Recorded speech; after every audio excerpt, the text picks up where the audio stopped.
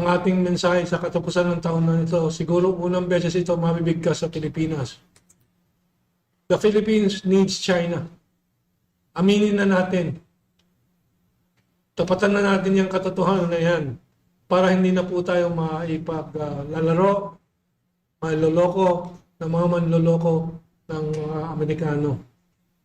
Ng mga manloloko na may kontrol ng malalaking media. Yung Manny Pangilinan, yung mga yan, kontrolado ng Amerikano po yan. Nagkakaisa ang interes nila at ng Amerikano.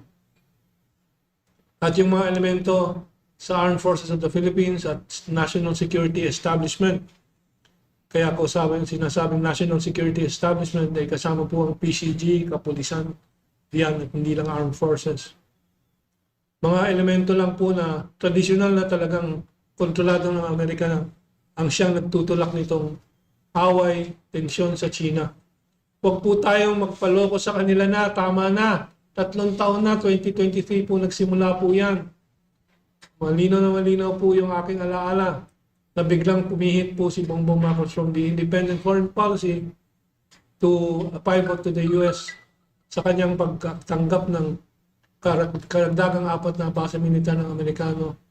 Taliwas doon sa kanyang 2014 na posisyon laban sa EDCA. So, tama na, sobra na ang panloloko nila. At yung 1,000 taong mainit, malakapatid na ugnayan ng Pilipinas at China ay ibalik na po natin ng ating masalba, ating masaklolo, ang ating taong bayan mula sa darating pang dagdag na kahirapan dahil dulot nitong pagpigil po sa atin ng Amerika sa magandang pakikipag-ugnayan sa ating mga kalapit bansa. Maraming salamat po. Merry Christmas sa lahat po.